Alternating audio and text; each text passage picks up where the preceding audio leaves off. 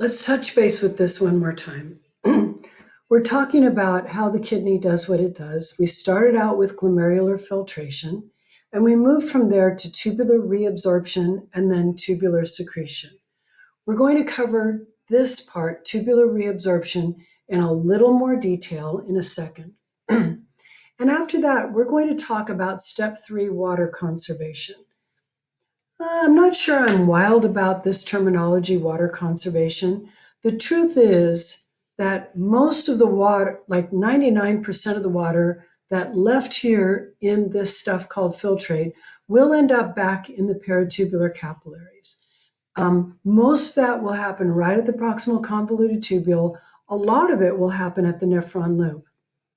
But this step that they're calling water conservation, this is something that happens at the collecting duct. Technically, the collecting duct's not a part of a nephron because lots of nephrons feed into it, but that's when water conservation is going to happen. Well, let's see how far we get in this video, right?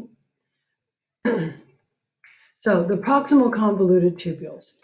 If I ask you, where does most reabsorption and secretion happen in the nephron? It happens at the proximal convoluted tubules. As a matter of fact, if anyone just said, quick, give up part of your nephron, don't pick proximal convoluted tubule, right? In terms of priority, I don't know. The glomerulus, then the proximal convoluted tubule, then probably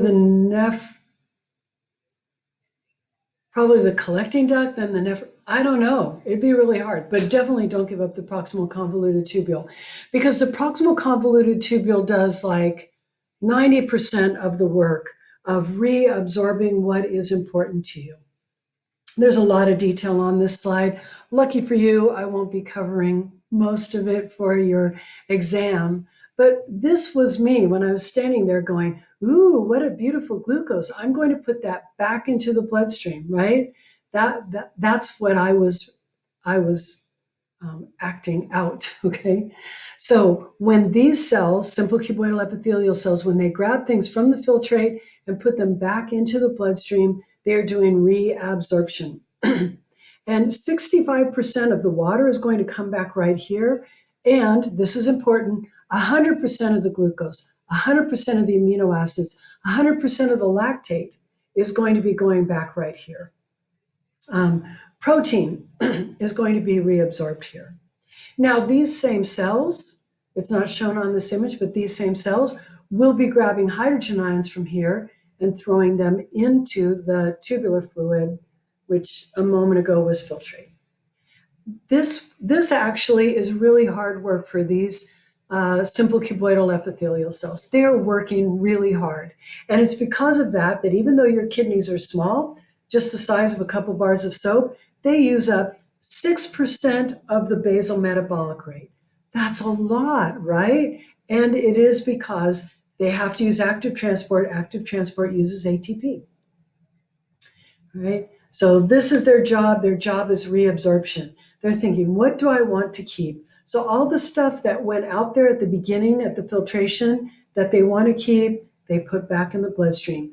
Reabsorption. And reabsorption in the proximal convoluted tubule, so much happens there. So ultimately, particularly if you take a more advanced physiology class, let me offer some advice. Memorize what gets reabsorbed at the nephron loop, at the distal convoluted tubule, and at the collecting duct. Memorize those things. There's just a handful of them. Everything else, proximal convoluted tubule, and lots of things. Glucose, amino acids, lactic acid, water-soluble vitamins, some other nutrients. Sodium gets reabsorbed there. So much gets reabsorbed. Okay? Now, let's discuss the concept of the transport maximum. You're going to need to know this for the exam, and this is going to explain something about sugar diabetes. Back in the endocrine section of the class, we talked about sugar diabetes, which is, you now know, is diabetes mellitus. And I told you at the time that patients with diabetes, they will drink a lot of liquid and they will create a lot of urine. And that leads most people to assume that if a diabetic patient just quit drinking so much, they wouldn't pee as much. And I told you at the time that that was not true, and someday I would explain it to you, and that day is today. Okay? The reason that patients with diabetes, the reason that they drink a lot is because their kidneys will create too much urine if their blood sugar levels are not under control. As a matter of fact, the thirstiness of a diabetic patient is a little bit of an indication of whether they're doing a good job controlling their blood sugar levels. And it all has to do with this concept, transport maximum. What is the transport maximum? Every one of these simple cuboidal epithelial cells has on its surface little active transport proteins that are going to grab glucose from here and force the glucose to go there. Every one of those cells. But these little machines, there's a limited number of them, and each one can only work so fast. So there is a limit to how quickly glucose can be reabsorbed as this fluid is traveling through the proximal convoluted tubules. That limit where, okay, it's just too much, I cannot absorb anymore, is known as the transport maximum. When transport proteins of a cell membrane are saturated means they are working as fast as they can. Now, in humans, the transport maximum for glucose in the proximal convoluted tubule is 220 milligrams per deciliter. Don't memorize that, not going to ask you that. But it does mean that if the amount of glucose in your blood is 220 or higher, then the amount of glucose in this tubular fluid will start out as 220 milligrams per deciliter or higher. And if it's any higher than 220, then some of those glucoses are going to end up going past the proximal convoluted tubule. Here's the problem. The problem is that the proximal convoluted tubule is the only place where these nephrons can reabsorb glucose. By the way, it's also the only place they can reabsorb amino acids or lactic acid or water-soluble vitamins. So when their transport maximum is exceeded, that means the glucose will get past the proximal convoluted tubule. And once it gets into that nephron loop, at that point, it's just going to end up in the urine. Now, this is important. It's on the final exam. It is completely typical to have lots of glucose in the filtrate at the glomerular capsule. Typical, okay? It is never normal to have glucose in your urine. Never, okay? Now, even if right now you ate 2 Snicker bars and washed them down with a quart of Coke, okay? Still, no sugar in your urine. The reason is that the way the endocrine system is set up, your blood sugar levels would never go above 220. And since they would never go above 220, this transport maximum would never be exceeded, and glucose would always be able to be completely reabsorbed by the proximal convoluted tubule. What happens if the transport maximum is exceeded? Write this down.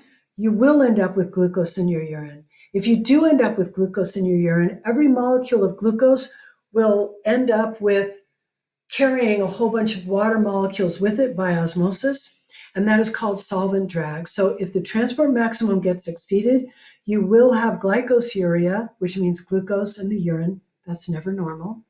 And you will end up creating a bigger volume of urine, and that is why patients with type 2 diabetes end up with too much urine and they end up thirsty, okay? And this is exactly like Lucy and Ethel at the Candy Factory. This is a very old TV show, I think it's from the 1950s, called I Love Lucy. And Lucille Ball and her friend Ethel, they decided to get a job at a candy factory. Okay, the actual job ends up a little bit different, but they're kind of like this. and they're busy going, oh, this is my job. All I have to do is when the candies come by, I grab them, I wrap them up, and for this analogy, I put them back in the bloodstream. That's my job. Lucy and Ethel, oh, there's a glucose. I'm a simple cuboidal epithelial cell. I'll grab the glucose and put it back in the bloodstream. And it's their job to make sure that no candies get by them. But there is a transport maximum. There is a speed at which the glucoses are coming by so fast, Lucy and Ethel cannot grab them all, and hilarity ensues, right?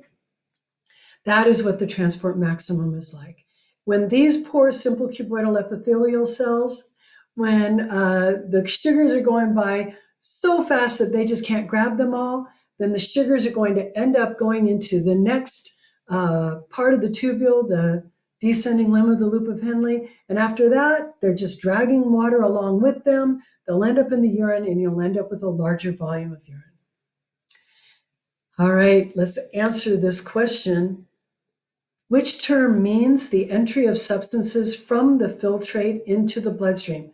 From the filtrate into the bloodstream, that's from the pile of clothes on the bed back into the closet, and that is called tubular reabsorption. By the way, why is it called tubular reabsorption? Because all of those things that are getting put back in the bloodstream now, the first place you absorbed them was from your digestive tract, which was our last module. Right? Let's talk just a little bit about glomerular filtration rate. The glomerular filtration rate is the total amount of fluid entering all of those glomerular capsule spaces for all of your nephrons for 1 minute. And it adds up to about a half a cup a minute. So during a typical lecture back when we used to sit in the auditorium, that's like a gallon.